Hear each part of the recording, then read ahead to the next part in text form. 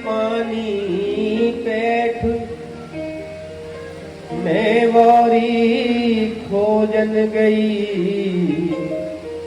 रही किनारे बैठ। किनारे किनारे बैठने से तो क्या मिलने वाला है? बीच धारा में उतरना पड़ेगा, डूबना पड़ेगा, तभी हम आप कथा से लाभान्वित हो पाएंगे। बोल भक्त वत्सल भगवान की।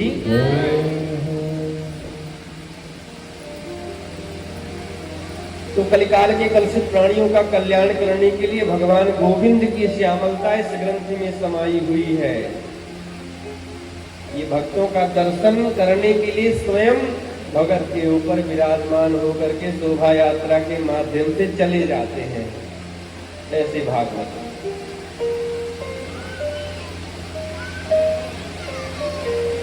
सौनक आदि ऋषियों ने प्रश्न किया गुरुदेव सुख जी से नैमिषारण्य में, इतनी जोरदार कथा है महाराज, तो कम से कम पाक्षिक मासिक सुनाओ। अरे 15 दिन की तो कम से कम होना ही चाहिए, वैसे तो 1 महीने की कथा होनी चाहिए। सात्विक पारायण जो है भागवत के, वह महापुरुषों ने बताए हैं 1 मास के, 1 महीने की कथा होनी चाहिए। उससे भी कम तो बोले 1 पक्ष की, कम से कम 15 दिन की कथा हो। और ये जो सप्ताह पारायण है, ये प्रायः राजसी और तामसी पारायण माना है।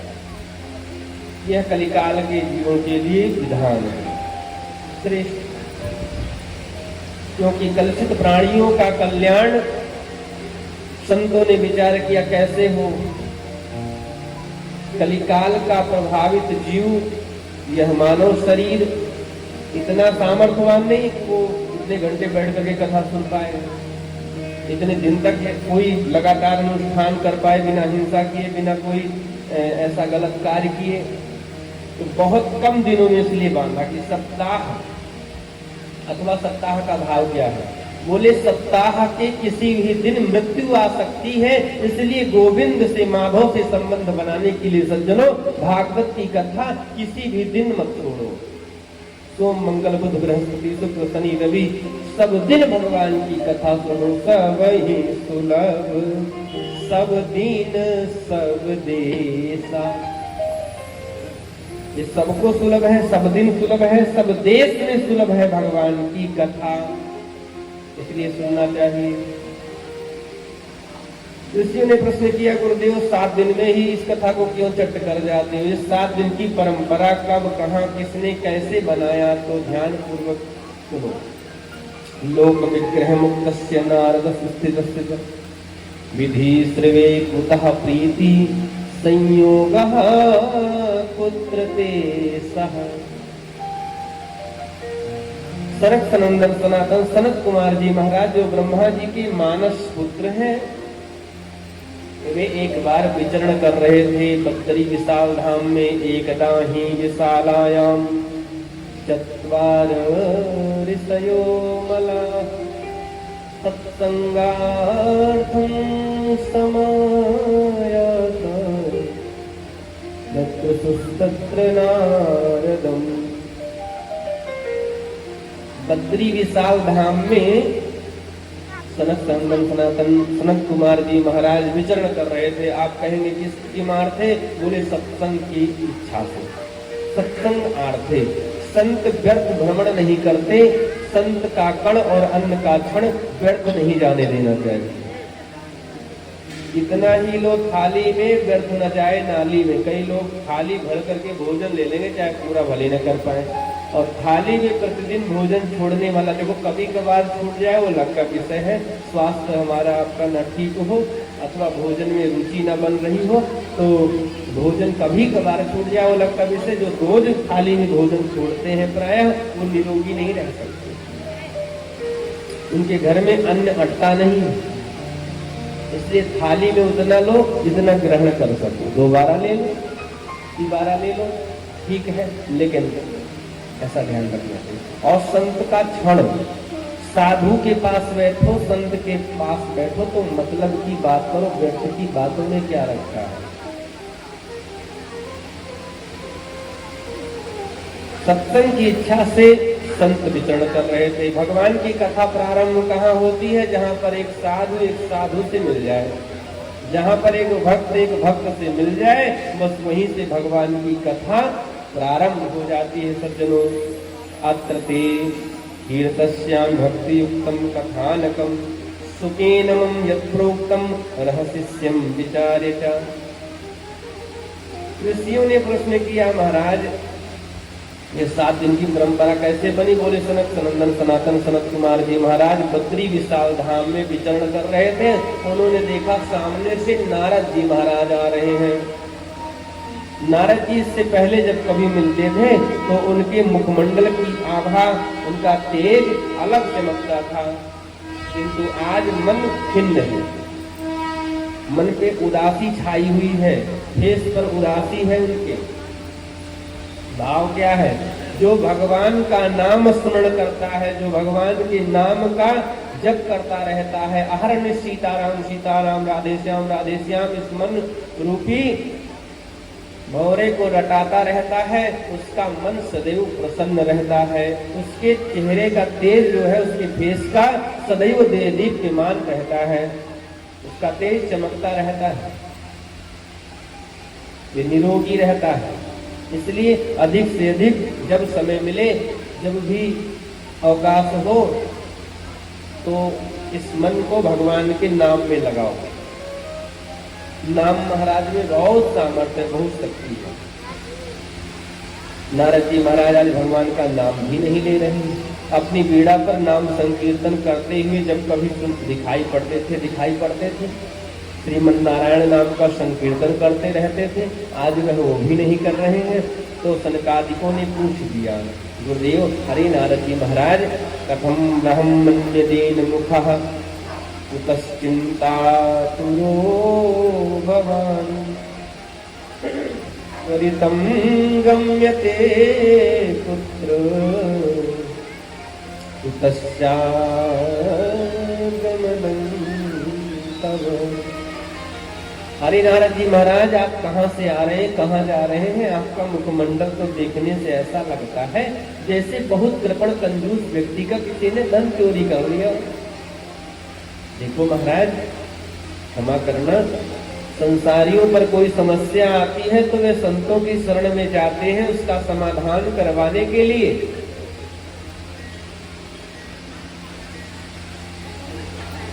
और आप संत ही इस प्रकार से चिंता ग्रस्त दिखाई पड़ेंगे, रहेंगे, तो फिर संसारी किस पे जाएंगे, किसके पास जाएंगे अपनी समस्या का समाधान करवाने? तो आपको चिंता शोभा नहीं देती है। चिंता और चिता में थोड़ा थोड़ा अंतर है। क्या? बोले चिंता क्या करती है? बोले जिंदे व्यक्ति को जला देती है धीरे धीरे। चिंता जिंदे व्यक्ति को जलाती है और चिता मुर्दे व्यक्ति को जलाती है। साधु जो होते हैं, वैष्णव जो होते हैं, भगवान के भक्त जो होते हैं, वे किसी बात का चिंता नहीं करते, वे चिंतन करते हैं। घोर संसारी नारकीय प्राणी जो होता है वो चिंता करता रहता है और चिंता की अग्नि में जलता रहता है। इसलिए दोनों हाथों की तालियों की सेवा करते हैं प्रेम पूर्वक भाव से। करो क्या? बोले चिंतन करो। अरे चिंता करे बलाय हमारी, ओ चिंता करे बलाय हमारी, अरे छोड़ो रोटी दाल को और बलिहारी बलिहारी बोलो बलिहारी नंदलाल की। बलिहारी बलिहारी बोलो बलिहारी नंदलाल की। चिंता करे बलाय हमारी, चिंता करे बलाय हमारी, चिंता करे बलाय हमारी, छोड़ो इस जंजाल को। बलिहारी बलिहारी बोलो बलिहारी नंदलाल की। बलिहारी बलिहारी बोलो बलिहारी नंदलाल की।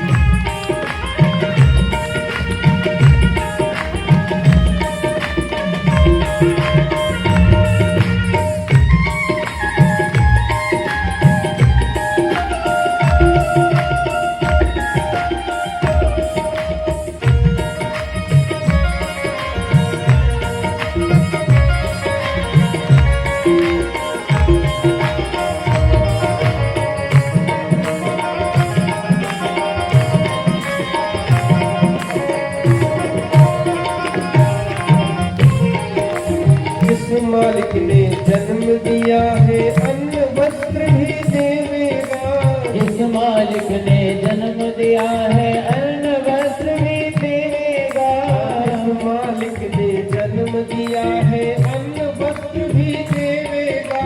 जिस मालिक ने जन्म दिया है अन्न वस्त्र भी देगा। सर ढकने को छत देवेगा, खबर हमारी लेवेगा। सर ढकने को छत देवेगा, खबर हमारी लेवेगा।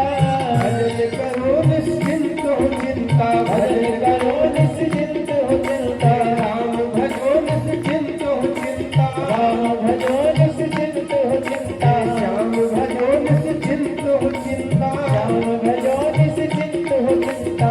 छोड़ो रोटी दाल की, बलिहारी बलिहारी बोलो बलिहारी नंदलाल की। बलिहारी बलिहारी बोलो बलिहारी नंदलाल के। बलिहारी बलिहारी बोलो बलिहारी रघुनाथ की। बलिहारी बलिहारी बोलो बलिहारी रघुनाथ के। राजा राम राम राम राजा राम राम राम राजा राम राम राम राजा राम राम राम। राजा राम राम राम राजा राम राम राम।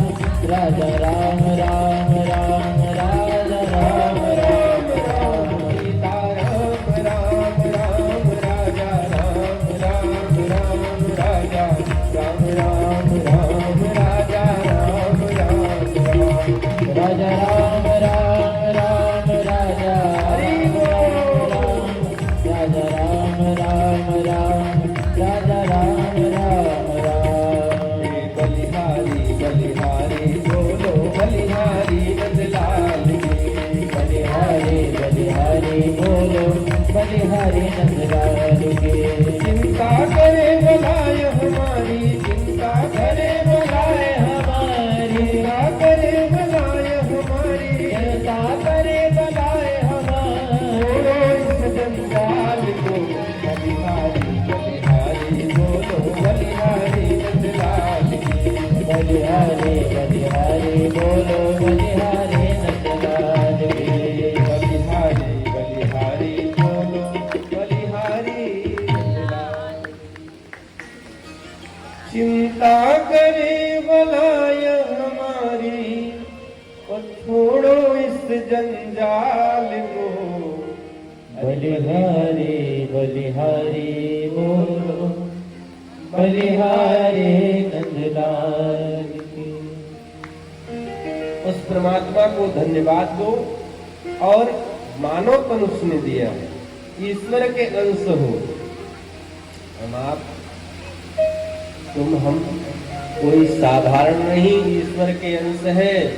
राम है राजा, उनके पुत्र है तो हम भिखारी नहीं, हम भी राजा ही है।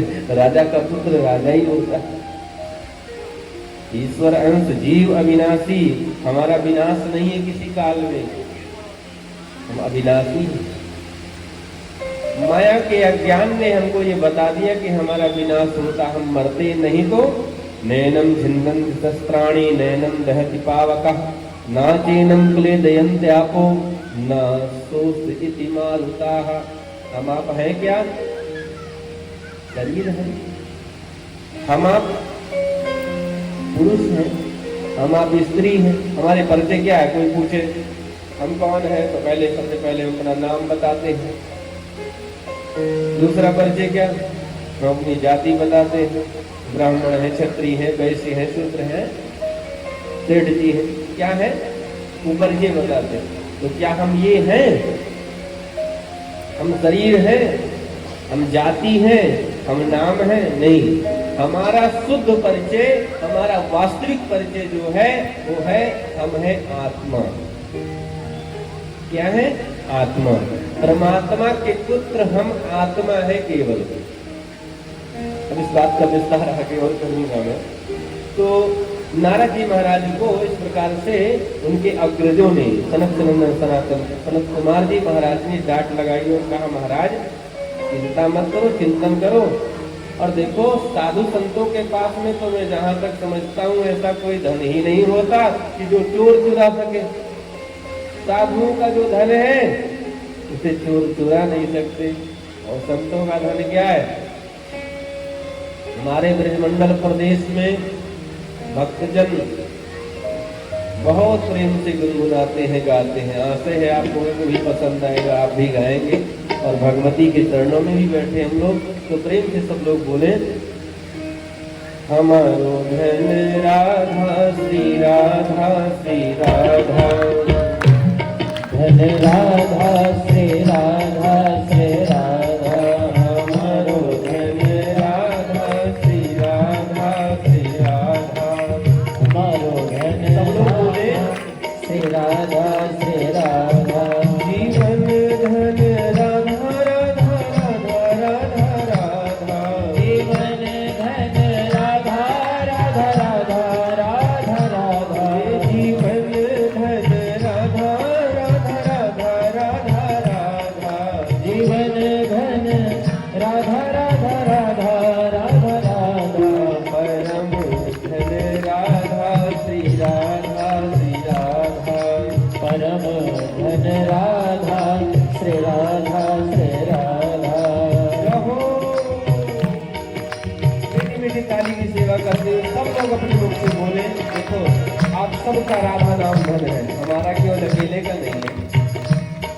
परम धन राधा राधा राधा राधा राधा, परम धन राधा राधा राधा राधा राधा, जीवन धन राधा राधा राधा राधा राधा, जीवन धन राधा राधा राधा वाली राधा श्री राधा श्री राधा, बरसाने वाली राधा श्री राधा श्री राधा, परम धन राधा जीवन धन राधा, परम धन राधा जीवन धन राधा, बरसाने वाली राधा श्री राधा श्री राधा, बरसाने वाली राधा श्री राधा श्री राधा, मेरा छोड़े मन राधा राधा राधा राधा राधा, मेरा छोड़े मन राधा राधा राधा राधा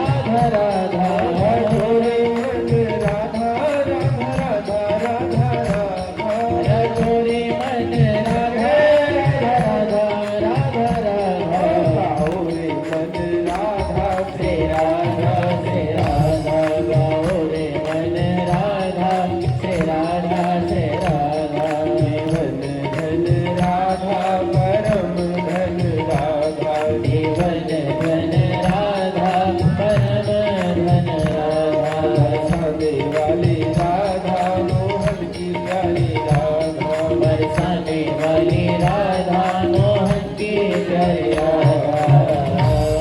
बोल राधा रानी सरकार की, मोहन प्यारे की, बोल बंसी वारे की। जय हो। तो संतों का जो धन है वे भगवान का नाम धन है। हमारो धन राधा श्री राधा श्री राधा, भक्तों का धन भगवान का नाम धन है। देखो भैया, रुपए का अपना महत्व है और भगवान के नाम का अपना महत्व, महत्व दोनों का है। आप लोग कहेंगे महाराज आप कथा बाच रहे हैं, रुपया नहीं लेंगे क्या? आपको दक्षिणा का काम नहीं है? आज के समय में धन की आवश्यकता तो है क्या? गृहस्थों को क्या कहें, विरक्तों का काम भी आज के परिप्रेक्ष्य में इस विषाक्त वातावरण में बिना धन के नहीं चल पाता, नहीं चल रहा। और इसलिए हमें लगता है इन बातों का ध्यान रखते हुए गोस्वामी तुलसी बाबा ने कहा, तुम इसी जग में दुई बड़े, एक रुपया एक राम, राम नाम से मुक्ति है, तो रुपया से सब काम है। तुलसी जग में दो बड़े, एक पैसा एक राम, राम नाम से मुक्ति है और पैसा से सब काम। सियावर रामचंद्र की। तो राम नाम तत्व से मुक्ति मिलेगी, रुपया से काम होगा, पैसा से काम होगा। कई बार तो पैसे से भी सारे काम नहीं होते। पैसा से स्टैंड को और बड़ा लगवाया जा सकता है, 10-20 साउंड और लगवाया जा सकता है, भारत पूरे शहर में लगवाया जा सकता है। कई बार श्रोताओं को भी पैसे से खरीद के लाया जा सकता है, लेकिन श्रोताओं में भगवान की भक्ति, कथा सुनने की वे भावना, वे प्रेम, वे भाव कथा सुनने का, वे पैसे से नहीं आता, वे तो संत सद्गुरु की कृपा से आता है। भक्ति तो संतों की कृपा से, साधुओं की कृपा से हृदय में आएगी। कथा को पैसे से नहीं समझा जा सकता, भगवान को पैसे से नहीं समझा जा सकता। यह बात तो मैं निवेदन कर रहा था, रुपया की भी आवश्यकता है और नाम की। दोनों में श्रेष्ठ कौन है? बोले नाम। क्योंकि धन, ये संसार के कागज के टुकड़े, हर देश में हर नोट नहीं चलता। हर देश का अपना एक अलग नोट होता है, अलग उसकी पहचान होती। तो ये कागज के टुकड़े यही केवल चलने वाले, वहां नहीं चले। कितना आपने कमाया उनसे नहीं मतलब है, वहां तो पहुंचने के बाद में आपने कितना नाम जप किया, आपने कितना दान किया, आपने कितने सुकृत किए, आपने कितने पुण्य किए। धन संपत्ति, सुंदर संतान, सफलता, सज्जनों, मैं एक बात का निवेदन करूं, अभिमान मत करना। यह है कभी पैसे से नहीं खरीदा जा सकता, ये कभी चालाकी से नहीं मिलते, ये बलवानों को नहीं मिलते, ये चतुर व्यक्ति को नहीं मिलते। बलवानों को अगर बल से धन को लाया जा सकता, तो कई बार जितने बलवान व्यक्ति होते वो धनवान होते। मेहनत परिश्रम से धन पाया अगर जाता, मेहनत परिश्रम करके ही धन इकट्ठा अगर हो जाता, सुख सुविधा इकट्ठा हो जाती, अच्छी संतान मिल जाती, अच्छा सुख मिल जाता, तो गरीब गरीब न रह जाता। बहुत कृषक, बहुत किसान, बहुत लेबर वर्ग के व्यक्ति वैसे ही पत्थर घसते रहते जीवन भर, और धनवान नहीं हो पाते। सज्जनों, ये हमारे आपके सुकृत का पुण्य होता है, पुण्य से ये हमको मिलते हैं। धन संपत्ति, सुख, वैभव, सुंदर संतान, सफलता, अच्छी संतति, अच्छा कुल, ये हमारे सुकृत से, हमारे पुण्य से हमें प्राप्त होते हैं। और सुकृत पुण्य का हिसाब वो परमात्मा रखता, वो ईश्वर रखता है। इसलिए सुकृत करते चलो, पुण्य करते चलो, अच्छे कार्य करते चलो, इसका हिसाब किताब जन्म जन्मांतर तक चलता है। जैसा पुण्य करोगे, जैसा कार्य करोगे, इसलिए दान करो, पुण्य करो, अच्छे भगवान का नाम जप करो, जल्दी उठो, ब्रह्म मुहूर्त में ईश्वर की आराधना करो। जिस कार्य के लिए तुम्हें भगवान ने भेजा है उस कार्य में लग जाओ, तरो ताजा इस जीवन को भगवान में लगाओ। ये नहीं कि महाराज 55 के हो जाएंगे तब भगवान के हम बनेंगे, बचपन से लगो। हाँ, जिंदगी जब तक रहेगी फुर्सत न होगी काम से, कुछ समय ऐसा निकालो, प्रेम कर लो श्याम से। समय नहीं निकलने वाला। गृह कारज ना जन जाला, गृह कारज ना अति दुर्गम शैल विशाला,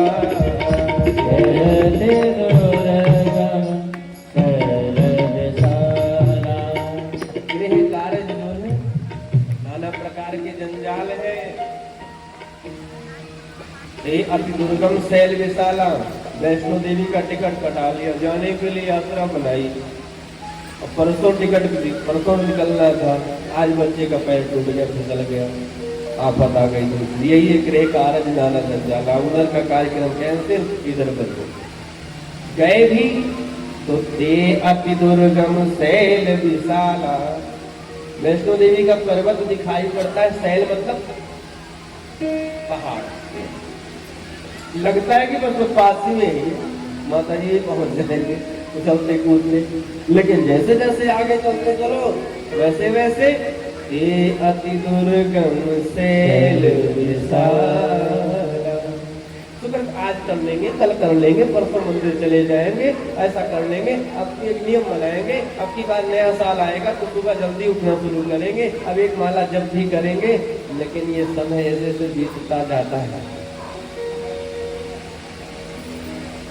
जिसको कल करना उसे आज कर लो, जिसको आज करना उसको अभी से करना शुरू करो।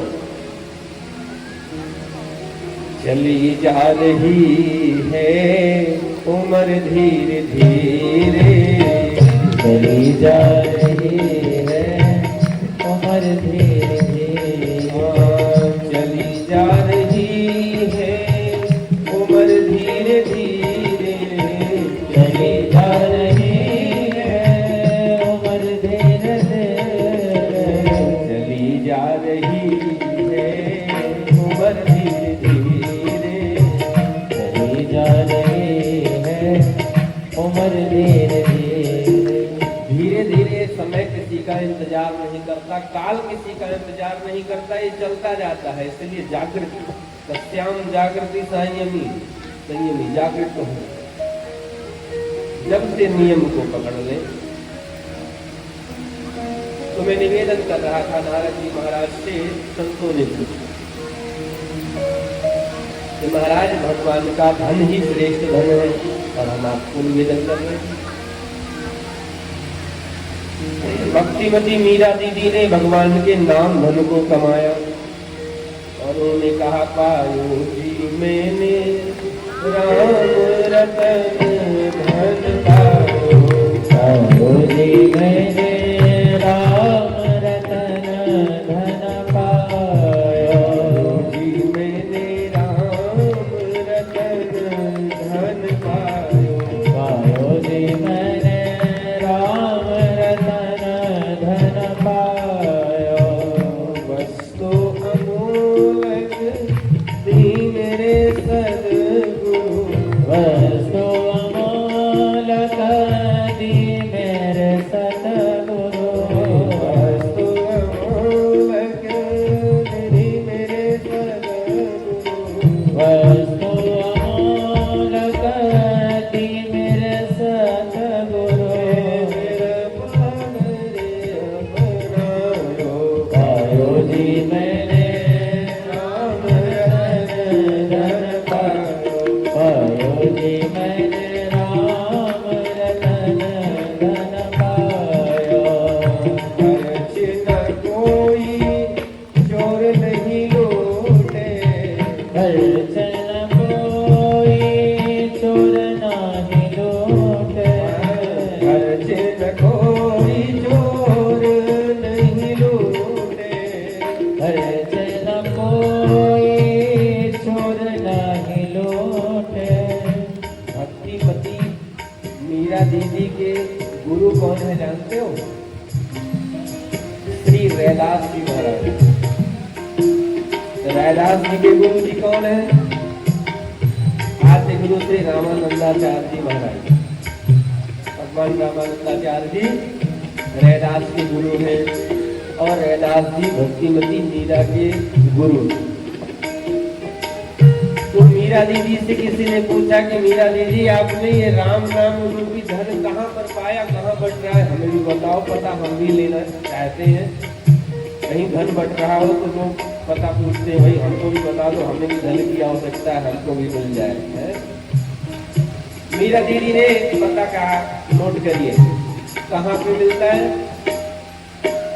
बोले वस्तु अमोलक दी मेरे सद्गुरु, वस्तु अमोलक दी मेरे सतगुरु, कृपा कर अपनायो, पायो जी मैंने राम रतन धन पायो, पायो जी मैंने राम रतन धन पायो। गुरुदेव के पास ये धन मिलता है, राम नाम रूपी धन संत सदगुरु के पास मिलता है। इस धन की संसार के धन की और भगवान के नाम धन की क्या महिमा, क्या अंतर है इन दोनों में। बोले देखो, संसार का धन जितना ज्यादा बढ़ेगा उतनी ही ज्यादा समस्या लेकर के आता है। संपत्ति तो आती है लेकिन समस्या भी लेके आती है। धन में दोष भी होता है। धनवान व्यक्ति को लोग कैसे पकड़ते हैं, कैसे पकड़ करके रखना चाहते हैं, कैसे उसकी पकड़ को बहुत पकड़ उसका पीछा कैसे करते हैं। बोले जैसे एक पक्षी जब आकाश में मांस के लोथड़े को लेकर के उड़ता है तो हजारों पंछी उसके पीछे हजारों पंछी दौड़ते हैं उसको पकड़ने के लिए, उसके मुख से मांस का लोथड़ा छीनने के लिए। ऐसे ही धनवान व्यक्ति को संसार में संसारी जीव इस प्रकार से पकड़ना चाहिए और अपने धन की सुरक्षा के लिए, चोर चकारियों से सुरक्षा के लिए वे बॉडीगार्ड रखता है, सिक्योरिटी रखता है अपने साथ में कि कहीं कोई खर्च ना हो जाए, कहीं कोई अनर्गल इधर उधर ना चला जाए, व्यर्थ ना जाए। मंत्री भी रखता है, सुरक्षा गार्ड लेकर के चलता है, सिक्योरिटी लेकर के। क्यों? चोर चकारे न लूट करके ले जाए। इतनी मोटी गले में सोने की चैन पहन रखी है तो कहीं महाराज कट न जाए, कोई चोर चकारे का हाथ न लग जाए। इसलिए हर चैन कोई, किंतु भगवत नाम में जितना ज्यादा बढ़ेगा उतना ही लाभ है।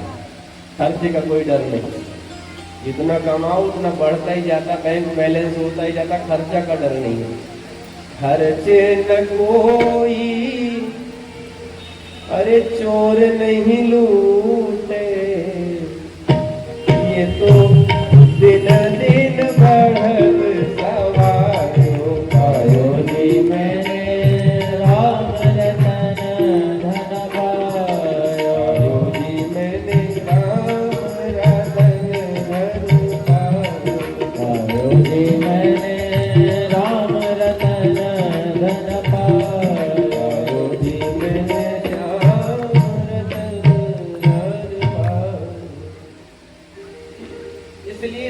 कमाते चलो। नारद जी महाराज से संतों ने पूछा, भगवान आपका कौन सा ऐसा धन हो गया? इदानीं सुन्न चित्तोऽसि गतविद्धो यथा जनः तवेदं मुक्त संगस्य नोचितं वद कारणम्। अपनी चिंता का कारण कहो नारद जी महाराज। नारद जी ने कहा, भैया जिस धन की बात कर रहे हो वो धन मन नहीं, वास्तव में मैं सत्संग की इच्छा से इस मृत्यु लोक में भ्रमण कर रहा था। दरअसल मैंने समस्त तीर्थों में परिभ्रमण कर लिया, मैं पूरी पृथ्वी का भ्रमण करके आ रहा हूँ। अहम तो पृथ्वी यातो ज्ञात्वा सर्वोत्तमामिति, सब जगह चला गया। कहाँ कहाँ गए भाई? तो श्री नारद जी महाराज तीर्थों का नाम सुनाते हैं। पुष्करम चा प्रयागम चा, पुष्कर जो है वे तीर्थों का गुरु है। पुष्कर तीर्थ जो है, यहाँ पर ब्रह्मा जी का मंदिर बना है। और प्रयागराज जो है वो तीर्थों के राजा हैं। तो इन दोनों का नाम इसलिए ज्यादा लिया। हमारे यहाँ भी व्यास गद्दी और राजगद्दी दोनों की परंपरा रही है। जब राजगद्दी तनिक जगमगाती हुई दिखाई पड़ती है तो राजगद्दी का भी संरक्षण व्यास गद्दी ही करती है। भारतवर्ष की परंपरा रही है। और व्यास गद्दी जब जगमगाती है तो राजगद्दी उसे संभालती है।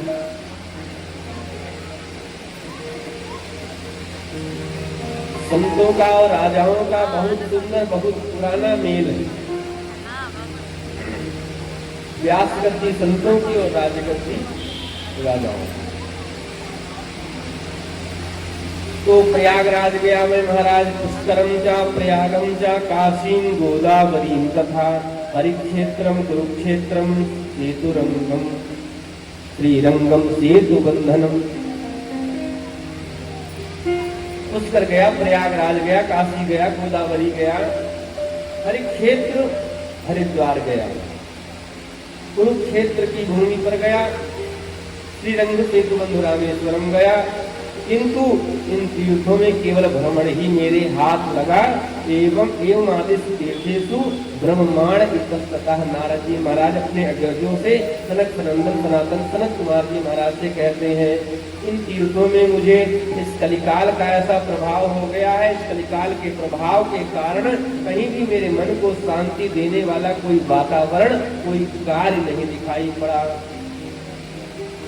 कलिकाल ने अधर्म से मैत्री कर रखी है। असत्य भाषण दिन भर करे कोई तो उसकी गणना नहीं करता, 2-4 बार सत्य भाषण गलती से भी निकल गया तो अपने आप को राजा हरिश्चंद्र ही सत्यवादी ही गिनता है। समाज प्राखंडक परायण होता जा रहा है। कोई धर्म का कार्य करने चलो तो अनेक विघ्न आते, अनेक बाधाएं आएंगी, अनेक प्रकार मन में चित्त में व्यवधान की भावनाएं आएंगी। व्यवधान आएगा, कैसे किया जाए, ऐसे किया जाए, वैसे किया जाए, कैसे होगा यह कार्य, बहुत समस्या है। और अधर्म का कार्य करने चलो तो बड़े आराम से हो जाता। ये कलयुग का प्रभाव। कलिना अधर्म मित्रेण, कलयुग की मैत्री किससे है? बोले अधर्म से, धर्म से नहीं। और इसलिए मैं अपने भक्तों से जहाँ भी मेरी कथा होती है, भगवान की यह कथा यानी मेरे द्वारा, तो मैं एक निवेदन करता हूँ कि भैया भगवान की कथा कभी भार समझ करके मत करो कि भार उतारना है। भगवान की कथा भाव समझ करके करो, भाव से करो। आयोजक बनो भगवान की कथा के तो भाव से। देखो विघ्न आते हैं, भार उतारने वाले के ऊपर भी आते हैं और भाव से करने वाले के ऊपर भी आते हैं। जो भार उतारने के लिए भगवान की कथा करता करवाता है तो उसकी कथा में विघ्न आते हैं और विघ्न बन के रह जाते हैं। विघ्न मतलब ऐसे आ जाते हैं कि कथा कई बार टल जाती है, बड़ी बड़ी समस्याएं आ जाती हैं। और जो भाव से भगवान की कथा का आयोजन करता है, समायोजन करता है, उसके जीवन में भी विघ्न आते हैं, उसके अनुष्ठान में भी विघ्न आते हैं, लेकिन वह विघ्न तर जाते हैं। क्यों? उन विघ्नों में उतना सामर्थ्य नहीं होता है कि उस भक्त को वे डिगा सके। अभी हाल ही में हम लोगों की कथा थी इधर हमारे अयोध्या जनपद के अंतर्गत शहादतगंज स्थान पड़ता है, बलबीरपुर ग्राम, क्षत्रियों का ग्राम है। और आपको ही बिरादरी एक क्षत्रिय माता जी थी, बाबू साहब भी वहाँ थे। कार्यक्रम का डेट रखा गया 4-6 महीने पहले। सब कुछ तैयारी माता जी ने बहुत बढ़िया किया, सारे समायोजन किए। बड़ा उत्साही परिवार, बड़ा अच्छा वहाँ का वातावरण, माहौल, अवध का प्रांत है। कथा बैठने के एक दिन पूर्व, एक दिन पहले उनके बेटे का एक्सीडेंट हो गया। और ऐसा एक्सीडेंट हुआ कि महाराज उसकी बचने की हालत नहीं। उन्होंने हमारे पास फोन किया, मुझे ऐसी बात हो गई, ऐसी समस्या, क्या करें? तो उसने कहा माता जी इसमें क्या किया जा सकता है, इसमें तो पहला जो सामने आ गया उसको देखा जाए। तो पूरा परिवार उस बालक को लेकर के लखनऊ PGI में भर्ती। अवस्था भी उनकी ठीक ठाक, 40 के ऊपर ही है। तो 2-3 बच्चे, पत्नी, सारे परिवार, और सर में बहुत चोट आ गई, हाथ पैर में ऐसी समस्याएं आ गई। डॉक्टरों ने मैंने आश्वासन दिया कि बच जाएंगे। ऑपरेशन हुआ, सेक्शन हो गया। दूसरे दिन उन्होंने फिर फोन किया, मुझे ऑपरेशन हो गया, सेक्शन हो गया। अब डॉक्टर बोल रहे होश आ जाएगा, क्या किया जाए? हमारे घर में बहू और बेटे और जो है वे सब कह रहे हैं कि कार्यक्रम किया जाए, डेट रखा गया है, सारी चीजें।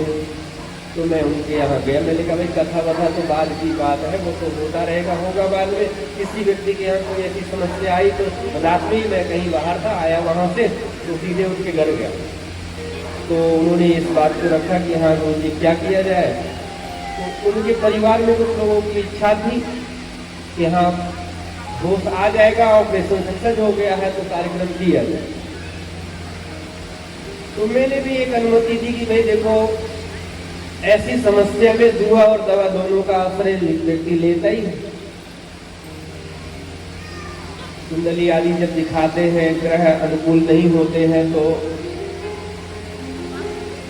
महामृत्युंजय की शरण में जाते हैं, अनुष्ठान कराते हैं, कुछ ना कुछ ऐसा दाय उपाय करते हैं हम प्रायः। अब आई है समस्या और भागवत भगवान का आयोजन है, तो हमने कहा भगवान पर भरोसा रख करके माता जी कार्यक्रम प्रारंभ करिए। कल आपको बता रहे हैं, यह कोई पढ़ी सुनी कही बात नहीं है, तो यह अपने जीवन का अनुभव है। वक्ता एक अपना अनुभव भी सुनाता है, तो अपना हमारा यह अनुभव 7 दिन तो बिल्कुल उनको कुछ नहीं हुआ और अभी भी वे हैं और पूर्णतः वो स्वस्थ होने की तरफ है। ऑपरेशन उनका सक्सेस हुआ दूसरी बार भी। तो ये भागवत भगवान की कृपा होती है कि जिसके घर भगवान की कथा बैठ गई, तो वैसे पूर्णतः यहाँ अभी तक का हमारा जो भी यात्रा चल रहा है कथा का 2016 से 23 है। हर वर्ष में 12-15 कथा तो होती ही है, 10 से कम नहीं। 8-10 कथाएं तो होनी है, कभी कभी 12-15 एक कथा, महीने में 3 कथाएं कभी हो जाती है, 4। तो इतनी कथाओं में मैंने जो भी मतलब अभी बहुत सारे आख्यान है, बहुत सारे ऐसे प्रसंग हैं, बहुत ऐसी आवृत्ति हैं कि जिसको बताऊं तो समय और उनमें जाएगा। इसलिए यह भाव है कि ऐसा कोई विघ्न नहीं आया कि कथा टल जाए, कथा हटाना पड़े। विघ्न उनके यहाँ बहुत, इससे बड़ा कौन सा विघ्न होगा कि जिस माता को कथा सुनना है उसका लाल अब इधर जाएगा किधर जाएगा कोई पता नहीं, जिंदगी मौत के रास्ते में अटका हुआ बड़ा हुआ। और धन्यवाद देना चाहिए ऐसे जीव को कि महाराज वो माँ कथा सुन रही है, हंस रही है, संकीर्तन कर रही है। ऐसा नहीं कि दर्द उनको नहीं, एक तरफ बैठ करके बाद में रोती भी थी वो कि भगवान क्या करेंगे, क्या होगा, कभी घबराती भी थी। देखो विपत्ति और भगवान की कृपा जीवन में दोनों होते हैं, बस फर्क क्या है कि विपत्ति सामने होती है और कृपा भगवान की सर के ऊपर होती है। और इसलिए व्यक्ति को विपत्ति तो दिखाई पड़ती है क्योंकि वो सामने है, कृपा ऊपर है सर के, इसलिए दिखती नहीं है। उदाहरण में ऐसे समझे, रामचरितमानस में अशोक वृक्ष के नीचे अशोक बैठी माँ जानकी के ऊपर कृपा के रूप में अनंत बलवंत हनुमंत लाल जी महाराज सर्व पल्लव मह रहा लुकाई। अशोक वृक्ष के पल्लव में जाकर के छिप करके बैठे थे। सामने विपत्ति ही अवसर रावण तह आवा, संग नारी बहु किए मनावा। रावण आया, सीता माता को उसने बहुत त्रास किया, बहुत धमकाया। तो सीता माता उससे डरती भी है कहीं और तिनके का आसरा लेकर के उसको जवाब भी देती है। तृणधुरओट कहत वैदेही सुमिरि अवधपति परम स्नेही।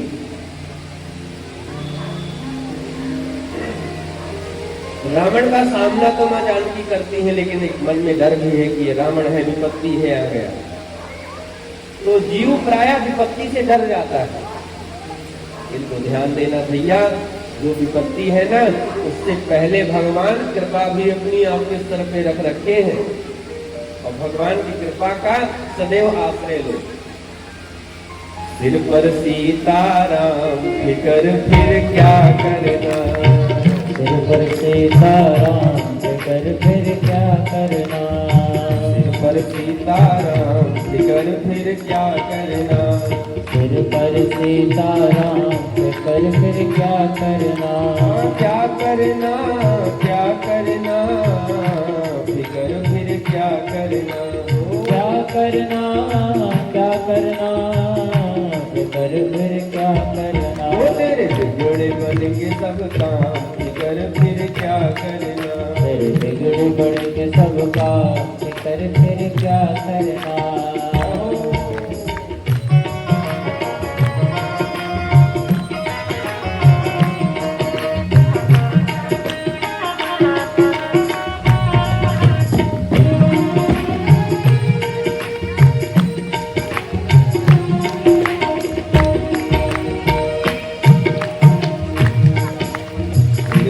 सीताराम कर फिर क्या करना।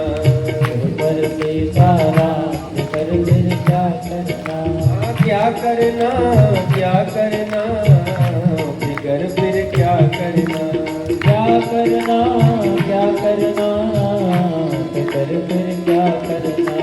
जो जन राम कथा सत्संगी, जो जन राम कथा सत्संगी। जो जन राम कथा सत्संगी, जो जन राम कथा सत्संगी। उनके सहायक श्री बजरंगी, उनके सहायक श्री बजरंगी। अतुलित बल के धाम कर फिर क्या करना। अतुलित बल के धाम कर फिर क्या करना। क्या करना क्या करना, कर फिर क्या करना। क्या करना क्या करना, कर फिर क्या करना।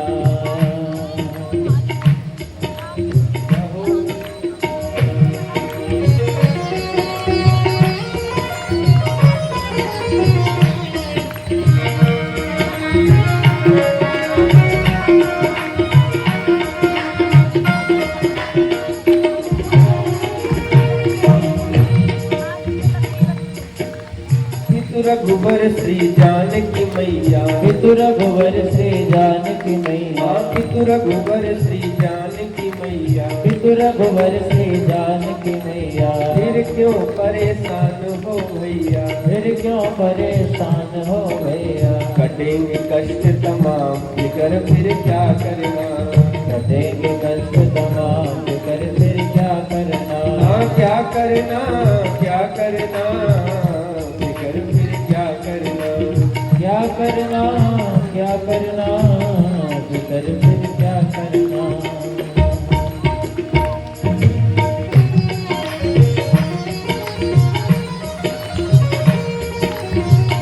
हरि बोल।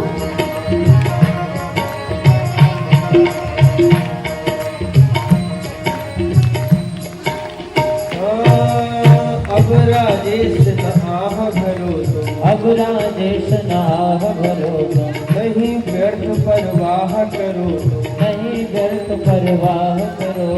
रटो राम जी का नाम फिकर फिर क्या करना। रटो राम जी का नाम फिकर फिर क्या करना। क्या करना क्या करना, फिकर फिर क्या करना।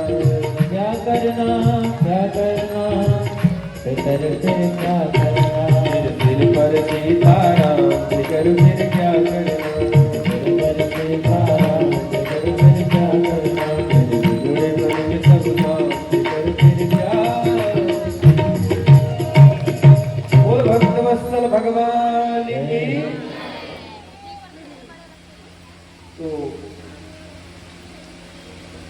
सज्जनों, नारद जी महाराज कहते हैं कि मैं समस्त तीर्थों में परिभ्रमण मैंने किया और कहीं भी मेरे मन को शांति प्रदान कराने वाला ऐसा कोई कार्य, ऐसा कोई साधन नहीं दिखाई पड़ा।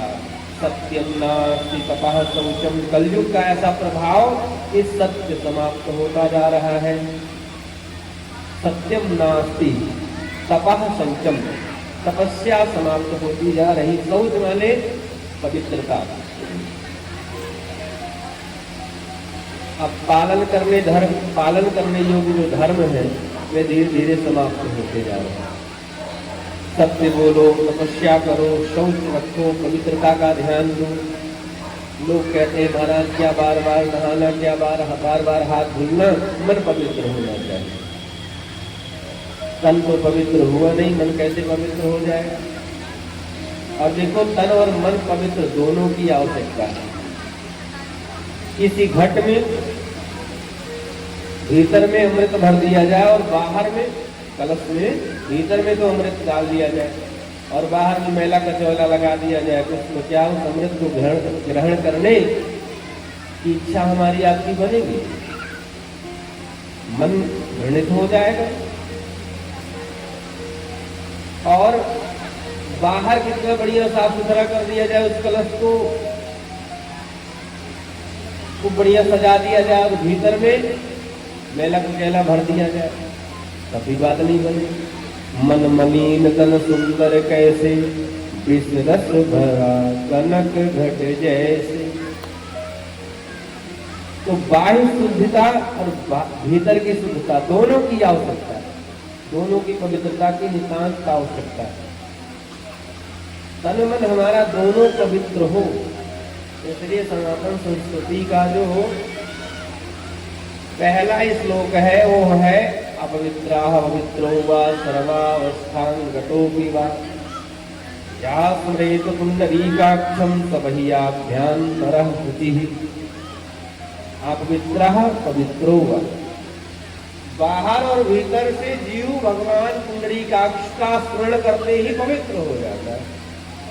ये भगवान के नाम निशान है, इसलिए दोनों को पवित्र रखना नितांत आवश्यक है। तन मन दोनों पवित्र। लोग कहते हैं कि यहाँ मत छुओ, वहां मत खाओ, ऐसा न करो, वैसा न करो। ये सब शुद्धता पवित्रता का ज्यादा नियम पंडितों का पाखंड है, संतों का पाखंड है, ये गलत है। शुचिता पवित्रता का ध्यान जरूर रखना चाहिए। हमारा साइंस भी कहता है, हमारे डॉक्टर वैद्य भी कहते हैं। अभी कुछ काल के लिए कोरोना आया था, जो लोग महीनों नहीं नहाते थे वो दिन में 4 बार नहाते थे। हाँ, ऐसे सदाचारी संयमी लगते थे महाराज। जब कल आए तो बाहर ही चरण पालू का घर के निकाला, वस्त्र सब निकाल दिए, स्नान किए, वस्त्र को धुले, बड़ा ध्यान रखा जाता था। कई बार तो लोग सैनिटाइजर जो है हाथ धोते धोते पी भी गए। करते क्या विचार है, सैनिटाइजर ठीक है। तो ये सब बातें इसलिए कही जा रही हैं कि शुद्धता का बहुत ही नितांत आवश्यक है ध्यान देना। भंडारी लोग भोजन करते बनाते हैं, एक तरफ तम्बाकू भी रगड़ रहे, दूसरी तरफ बीड़ी भी पी रहे, तीसरी तरफ महाराज रोटी भी दे रहे, जबकि वही भोजन अभी उनको भी करना है। की परम आवश्यकता है। स्वच्छ रखो, पवित्र रखो स्थान को। शुद्धता भी भगवान की सेवा है, पवित्रता भी परमात्मा की सेवा है। इसलिए शुद्धता पवित्रता का भी, शुद्धता पवित्रता भी एक भगवान का भजन है, रखना चाहिए। अब वस्तुओं में इतनी मिलावट, इतनी बीमारियां क्यों? इसलिए है कि आजकल शुद्धता पवित्रता का तनिक ध्यान खाद्य पदार्थों में नहीं। लोगों को केवल पैसे से मतलब है और कोई काम नहीं। सत्यम नास्ति तपः शौचम दया दानं न विद्यते उदरम्भिणो जीवा वराकः कूटभाषिणः। सोने से पहले जागने के बाद अब मानव मनुष्य केवल यही सोचता है कि पेट कैसे भरे। धर्म अधर्म का कोई ज्ञान नहीं रह जा रहा है, न कोई उसका पालन करना चाहता। भैया वो शास्त्रों की बातें अलग हैं और व्यवहार में लाना बड़ा कठिन है कथा की बात। जब तक 2 पैसे की चीज 4 पैसे नहीं बताएंगे तब तक कैसे काम चलेगा? दुकान में ताले लग जाएंगे। वैसे आदमी सत्संग की बातों को जहां सुनता वहीं छोड़ के चला जाता, लेकिन नहीं, नियम का पालन करें, सुने, उसको अपने जीवन में उतारेंगे। पूरी पृथ्वी पाखंडक परायण हो गई। नारद जी महाराज ने विचार किया चलो संतों को देखते हैं, तो संत भी पाखंडक परायण हो गए। बड़े बड़े भवन किसके? बोले महाराज त्यागी जी महाराज। एक आश्रम से बहुत शोर शराबे हो रहे थे, सब सुनाई पड़ रहे थे। पूछा किसका आश्रम है? बोले मौनी बाबा का नाम है, मौनी बाबा, और शोर शराबे उन्हीं के यहाँ। नाम है त्यागी जी और बंगले उन्हीं के।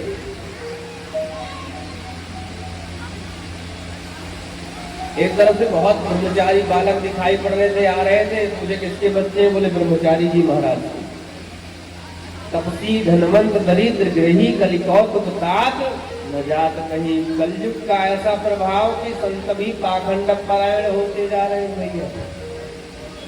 पहले जितना महात्मा ज्ञानी ध्यानी होता था, त्यागी होता, तपस्वी होता था, ये उतना महान माना जाता था। अब जितने वैभव हो, जितनी संपत्ति हो, जितने ज्यादा बंगले हो, जितने ज्यादा आश्रम हो, वे उतने महान, उतने तपस्वी, उतने श्रेष्ठ माने जाते। क्यों? महात्माओं की गलती है। अयम तु युग धर्मो ही वर्तते कस्य दूषणम। ये युग धर्म है, किसी का दोष नहीं है।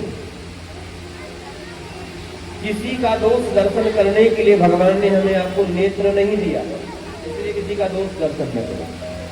हमारी आपकी दृष्टि ही गलत हो गई। कोई कितना महान व्यक्तित्व हमारे बीच में आ जाए, कोई सा भी महात्मा, और उसके वस्त्र आदि ठीक न हो, पैदल आ जाए, पद यात्रा करता हुआ, तो हमारी आपकी दृष्टि उसे भिखारी ही समझती, महात्मा नहीं। और चमचमाता हुआ महाराज दिव्य धवल वस्त्र, मक्खी भी एक बार बैठे तो फिसला जाए, और उन गाड़ियों से चल रहे महाराज महात्मा, जिन गाड़ियों से हम चल नहीं सकते, फिर तो हमारी श्रद्धा कितनी जमती है उनके ऊपर। और दो चार चेला से आगे चपाटी इधर बगल लगे, महाराज अरे पैसे से हाथ में लगा, महाराज जी पैसा छूते नहीं है, फिर तो और श्रद्धा हमारी जमती, फिर गोरे के गोरे नोट चढ़ते। तो ये मैं निंदा नहीं कर रहा, यह समीक्षा का विषय है। आज हम विषय वस्तु को इतना महत्व देने लगे। पहले लोग धामों में तपस्या करने जाते थे, अब शरीर भी तपस्या का नहीं रह गया और मानसिकताएं भी। हमको अटैच रूम चाहिए, हमें सारी व्यवस्थाएं चाहिए, हमको भोजन भी न बनाना पड़े, हमको मिले। तो महाराज महात्मा के पास में कौन सी खेती रखी है, उनको बनाना पड़ता है, सारी व्यवस्थाएं रखना पड़ता है। तो युग धर्म है यह मानिए, सीधी सी बात है। नारद जी ने सोचा संतों को तो देख लिया, चलो गृहस्थों को देख लेते, हो सकता उनके यहाँ शांति मिल जाए भैया। बोले वहाँ और भी ढफना है। तरुणी प्रभुता गे अरे श्याल को बुद्धिदायका कन्या विक्रयणो लोभा दंपती नाम कलकलम। तरुणी प्रभुता गेहे श्यालको बुद्धिदायका। गर्मी नई बहुरिया जो आई चलावा उसी का चलता है। आते ही महाराज उसने चूल्हा चौका सब अलग करने का विचार बनवा दिया।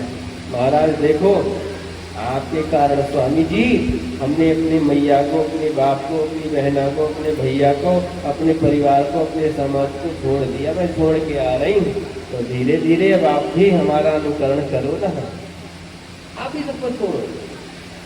हम दो और हमारे बहुत ज्यादा तो दो, और नहीं तो एक ही। अब ऐसी परंपरा चल पड़ी है।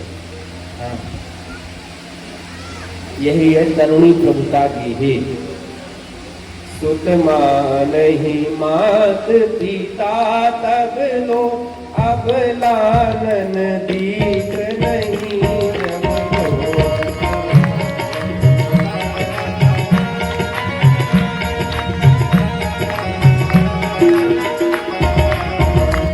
सुत मानहि मात पिता तब लो,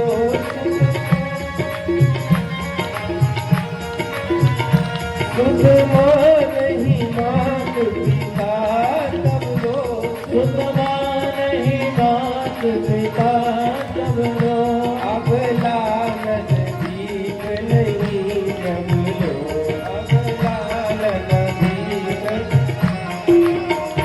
ससुरारी प्यारी लगी जब से, ससुरारी प्यारी लगी जब से।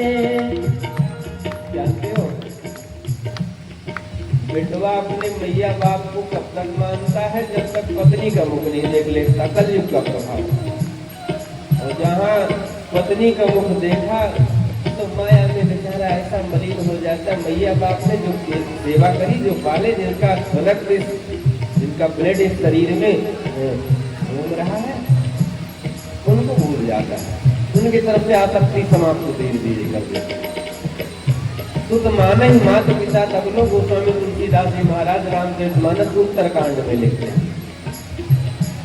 तब लो बोले अब लालन दीख नहीं जब लो, अब लालन दीख नहीं जब लो। ससुरारी प्यारी लगी जब से, ससुरारी प्यारी लगी जब से, रूप कुटुंब भये तब से, रूप कुटुंब भये तब से, रूप कुटुंब भये तब से। ससुराल प्यारी जब से हुई, बोले का हुआ? बोले रिपु, रिपु मतलब दुश्मन, कुटुंब परिवार कुटुंब के लोग दुश्मन के समान भये तब से। अरे भाई, तरुणी प्रभुता के हे श्यालको बुद्धिदायका। घर में माता पिता पड़े हैं और साहब को कुछ बिजनेस करना है, कोई काम करना है, तो सलाह लेने के लिए माता पिता से कोई अनुमति नहीं, कोई सलाह नहीं। वार्ताम प्रेक्षति गोपी न गेहे। माता पिता की खटिया बूढ़े पड़ जाएं, बूढ़े हो जाएं तो महाराज या तो खेतों में चली जाए, या तो चार भैया हैं तो देखो पिताजी अब आप बड़े वाले भैया के पास रह लो कुछ दिन, अब माता जी देखो मझले वाले भैया के पास आ रहा। कलयुग का प्रभाव कि चार बच्चों को एक माता पिता मिल करके भरण पोषण उनका कर लेते हैं, उन्हें पाल पोस लेते हैं, लेकिन चार बच्चे फिर जब बड़े होते हैं तो बूढ़े माता पिता वो नहीं पाल पाते, उनकी सेवा उनको महंगी पड़ती है। ये कलिकाल का प्रभाव। हर बात को तुम भूलो मगर माँ बाप को मत भूलना। बाप को भूलो मगर माँ बाप को न भूलना। हर बात को तुम भूलो मगर माँ बाप को मत भूलना। हर बात को भूलो मगर माँ बाप को मत भूलना। माता पिता को न भूलना जीवन। इनका एहसान कभी आप चुका ही नहीं सकते। मातृ देवो भव पितृ देवो भव, ये माता पिता देवता के समान है। भगवान सबको नहीं मिल सकते लेकिन सबको मिले। कैसे? भगवान ने कहा देखो मेरे भक्त, अब मेरी साधना में तुम खरे उतर पाओ कि न उतर पाओ, पता नहीं कितने जन्म लग जाए, हम तुमको मिल पाए न मिल पाए। तुम्हारे घर में बैठे माता पिता जो है ना, उन्हीं में तुम मेरा दर्शन करना शुरू करो, एक ना एक दिन तुम्हें उन्हीं की सेवा से मैं तुम्हें मिल जाऊंगा। आचार्यों ने कहा मातृ देवो भव, गुरु देवो भव, आचार्य देवो भव, पितृ देवो भव, ये सब देवता के समान, इनकी सेवा करना। माता पिता से कोई सलाह नहीं हो, ससुराल से साले साहब को बुलाया जाता है। साल को बुद्धिदायका है, समझ रहे? क्या भैया साले साहब से सलाह लेना कोई गलत बात है? भगवान भी अर्जुन भगवान के साले हैं और सलाह लेते थे। भगवान से किसी ने पूछा, बोले भैया साले साहब अगर सलाह देने में कुशल हो तो सलाह लेना कोई गलत नहीं है, ले लेना चाहिए, लेकिन ध्यान रखिए संसार का कोई व्यक्ति भी दुश्मन नहीं, कोई शत्रु नहीं है। अपनी बुद्धि दुश्मन, अपनी बुद्धि अपना व्यवहार शत्रुता का भाव करना शुरू कर देती। इसलिए इसका उपयोग करो, इसका प्रयोग ठीक करो, सुनो सबकी और करो अपने मन की, अपनी इच्छा की। तो विचार करो क्या सही है क्या गलत। भगवान ने बुद्धि तुमको दिया, भगवान ने शास्त्र दिए हैं, भगवान ने साधु की संगति दी है। तरुणी प्रभुता के हिस्यालको बुद्धिदायक। और इतना होने पर भी भैया दंपति नाम का कलकनम क्यों कन्या विक्रयणो लोभात। पहले लोग बेटी बेटों का विवाह किया करते थे, अब लोग क्रय विक्रय करते हैं। बड़ी कड़वी बात है। एक बार एक व्यक्ति संधि बनने जा रहे थे, किसी ने पूछा भैया संधि का अर्थ समझते हो जो संधि बनने जा रहे हो? बोले महाराज संधि बंधी का अर्थ तो हमें नहीं आता, हम तो अर्थ के लिए ही संधि बनने जा रहे हैं। अर्थ के लिए ही संधि बनने जा रहे हैं, माने धन के लिए। सम मतलब समानता, धी माने बुद्धि, बुद्धि की समानता, जहाँ विचारों की समानता, जहाँ व्यवहारों की समानता जहाँ हो जाए, जहाँ पाई जाए, उसको समधि कहा जाता है। तो आज बुद्धि की समानता, विचारों की समानता, व्यवहार की समानता हो न हो, संपत्ति की समानता जरूर होनी चाहिए। और ऐसे संबंध होते हैं तो महाराज संबंध होते और बिगड़ते समय भी नहीं लगते। ये कलिकाल का प्रभाव है। नारद जी ने समस्त तीर्थों में देखा, समस्त स्थानों पर जाकर के देखा, कहीं भी शांति नहीं। भगवान की पावन भूमि ब्रजमंडल में गए, यमुना के तट पर भक्ति ज्ञान वैराग्य का दर्शन हुआ। भक्ति तो युवा है, तरुण है, और ज्ञान वैराग्य उनके पुत्र है ना, वो व्रत। एक कथा आती है कि महाराज जब नारद जी गए तो वृंदावन के तट पर उन्होंने देखा कि एक युवती, एक महिला बैठी है और उसके समक्ष दो बूढ़े पुरुष लेटे हुए हैं। कुछ महिलाएं और भी बैठी हैं, कोई पंखा चल रही है, कोई पानी पिला रही है। नारद जी ने देखा और सोचा कि यहाँ महिलाओं का ही समुदाय ज्यादा है, पुरुष वर्ग है तो वो दोनों अचेतन है, इसलिए जहाँ समुदाय महिलाओं का ज्यादा हो वहाँ पुरुष वर्ग को नहीं जाना चाहिए। वापस हो रहे थे तो महाराज देवी भक्ति ने, उन महिला ने आवाज लगाया और बुलाया अपनी तरफ, अरे महाराज नारद जी मेरी तरफ पधारो। ओ साधु क्षणम तिष्ठ मच्चिंता मपिनाशय दर्शनम तव लोकस्य सर्वथा हरम करम। नारद जी ने सोचा कि जब महाराज इस प्रकार से बुला रही हैं, नारद जी कहते हैं महाराज इस प्रकार से जब उन्होंने बुलाया तो मैं उनके पास गया, मैंने पूछा काश्यत्वम देवी आप कौन हैं, और का विमऊ ये दोनों बुद्धे जो आपके समक्ष पड़े हैं ये कौन है। नारिया कहा पद्मलोचना, ये जो नारियां बैठी हैं आपके समक्ष आपकी सेवा में, आप ये कौन है। वद देवी सविस्तारम स्वस्य दुखस्य कारणम, सविस्तार पूर्वक हे देवी अपने दुख का कारण कहो। वे देवी कोई और नहीं, अपना उन्होंने परिचय दिया, अहम भक्ति दीक्षाता इमो में तरयो मतो। महाराज नारद जी ने कहा कि उन्होंने अपना परिचय दिया, नाम बताया भक्ति, और यह दोनों बुद्धे जो हैं वो ज्ञान वैराग्य है। भक्ति देवी कहती है मेरे पुत्र हैं। ये स्त्रियां जो हैं गंगा आदि यमुना आदि नदियां हैं, जो कलिकाल में भक्ति ज्ञान वैराग्य को बढ़ाने में सामर्थ्य हो पा रही हैं, सेवा में लगी। भगवान की भक्ति तो कलिकाल में युवा है, तरुण है, लेकिन ज्ञान वैराग्य सुप्त प्राय दिखाई पड़ते हैं। नौ दुर्गाओं में लोग दुर्गा जी की मूर्ति ले आएंगे, प्रतिमा ले आएंगे, बैठा देंगे, और सनातन धर्म की भक्ति बुरा ना माने भैया, बहुत कड़वी बात है, अब तो केवल डीजे पे रह गई। डीजे बजा के लोग डांस करते हैं। 9 दिन तो हो सकता कोई बचा दे, कहीं घर तो हो, तो नहीं तो महाराज 10वें दिन जो यात्रा होती है ना विसर्जन की, तो दुर्गा माता को कहाँ ले जाके पूरा कचरा में ढकेल दे कोई पता नहीं, और आते या जाते ही समय कई बार तो आज 10वां दिन है तो ले भी सकते हैं, चलो कई साल ले भी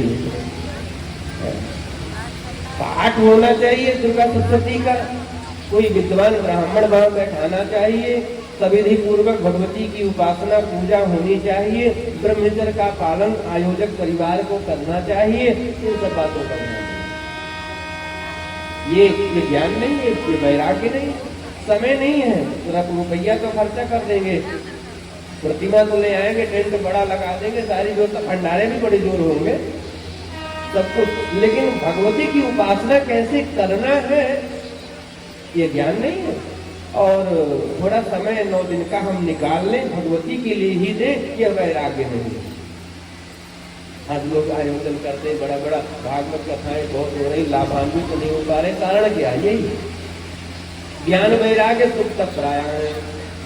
अब नारद जी महाराज जी ने ज्ञान वैराग्य को सुप्त करने का उपाय किया, वेद वेदांत गीता आदि सभी पाठ को सुना दिया, स्वास्थ्य नहीं हुए। इधर महाराज आकाशवाणी हुई, देवताओं ने कहा नारद जी उद्यम करो, सफलता प्राप्त हो, सत्कर्म करो। अब ये सत्कर्म क्या है? कोई संत बता देगा। नारद जी ने पूछा सत्कर्म किसे कहते हैं? बोले कि कोई संत बताएगा। नारद जी ने सोचा भैया आकाशवाणी की बात गोलमाल करके चली गई, या तो ये कह देते कि अमुक महात्मा के पास चले जाओ, ये पता चल जाएगा सत्कर्म किसे कहते हैं।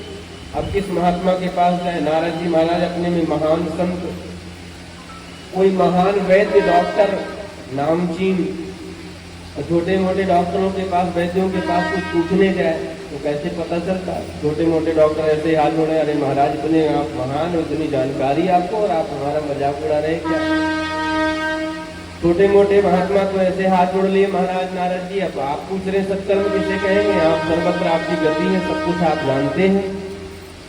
और बड़े बड़े महात्मा महाराज अपने अपने चेलाओं से बोल दिए, जाओ बता दो नारद जी से, हमारा नवदुर्गाओं में मौन व्रत चलता है, मुखी भूता स्थान हेतु कीर्तयन्तु पलायिता। कुछ मौन हो गए, कुछ दाएं बाएं हो गए, प्रत्युत्तर कोई नहीं देता है। और इधर कहते हैं महाराज,